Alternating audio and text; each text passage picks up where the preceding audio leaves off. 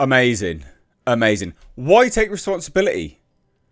Why have any sort of self-awareness and accountability in Hollywood when you can just call everyone racist and fascist? Like, what on earth, man? Mental. Mental. Leslie the Forehead Headland is back. She's back. The creator of The Acolyte. She's back.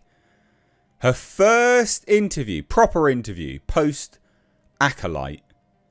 And she's just like, everyone's a fascist and racist. Like, right, okay, amazing. Brilliant. Brilliant. Couldn't be that you hired your clam lapping, pasty munching wife in the show that like acts, actually can't act. You know, couldn't be that, could it? Couldn't be that you just created just a dog shit show. No, ladies and gents, no. Everyone's a racist and a fascist. Amazing. Amazing.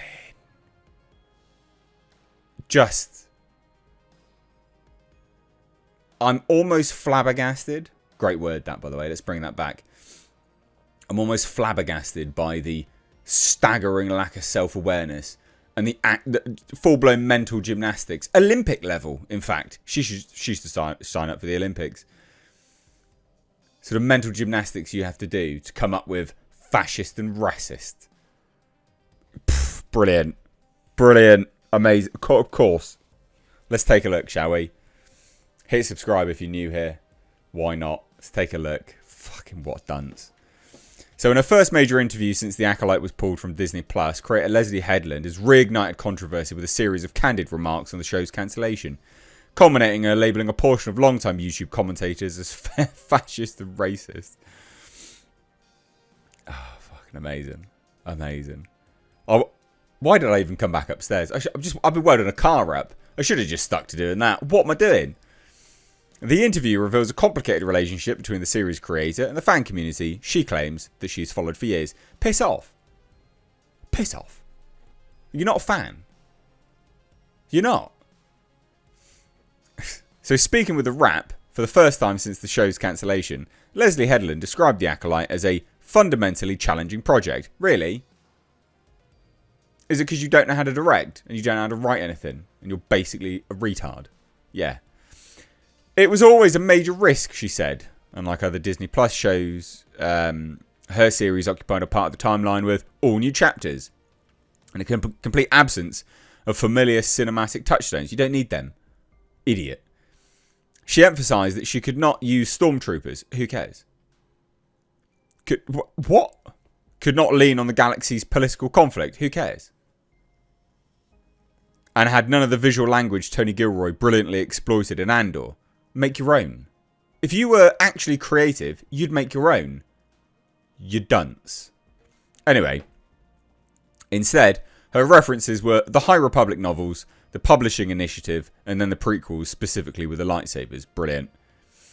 It's one of the few areas where she directly acknowledges the creative gamble. She even admitted that any gripes creatively with the show are completely valid. Oh, brilliant. But still people are wrong. Right, okay. A statement that stands in stark contrast to several of her other comments later in the interview. Brilliant. Because why be consistent? A fiery classification of YouTube Star Wars critics. So Headland stressed that she was not online during the swirl of reactions surrounding the show's release, but quickly added, she has long been part of the online Star Wars commentary world. No, you haven't. I'm a Star Wars fan, Headland claimed yet again. Which means I have always been. Since the launch of YouTube, part of the Star Wars recap criticism Larnization fandom community. Bullshit. This familiarity, she said, goes back years. These guys I've known for years and years, she told the rap, adding, I supported them on Patreon. Who? It was within this context, speaking about people whose channels she has watched and funded, that Headland launched into her now infamous breakdown of common commentator categories.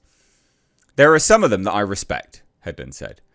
And there are some of them that I think are absolutely snake oil salesmen, just opportunists. Then, of course, there are the fascists and racists. So it runs a gamut. It isn't just one thing or the other. Mate, you're mental. Alright? You're actually mental. Do you know what fascist... What fascist? Talking about Star Wars. You don't even know what it means. You don't know what it means. And evidently, you don't know what racist means either. So on the one hand, the creator, who once worked as a personal assistant for Harvey Weinstein, is claiming that the criticism of a show is valid, but then later in the same interview, labels some of the prominent YouTube commentator community as nothing more than snake oil salesmen and fascists and racist. She's an idiot.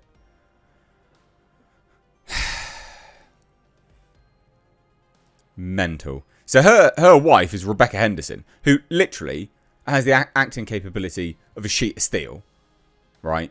Just a plank. Or wood, whatever. Just wooden. Dog shit. Rebecca Henderson called everyone racist as well. Amanda, I hate that name. Amanda Stenberg also did similar things. And then did like some awful music. It's not even music. What could you call that thing? Made an attempt at a song. A diss track. About people not liking her in Star Wars either. She threw the R word around as well. You're a racist. Mental. Jodie Turner-Smith called people racist. I mean, it's mental.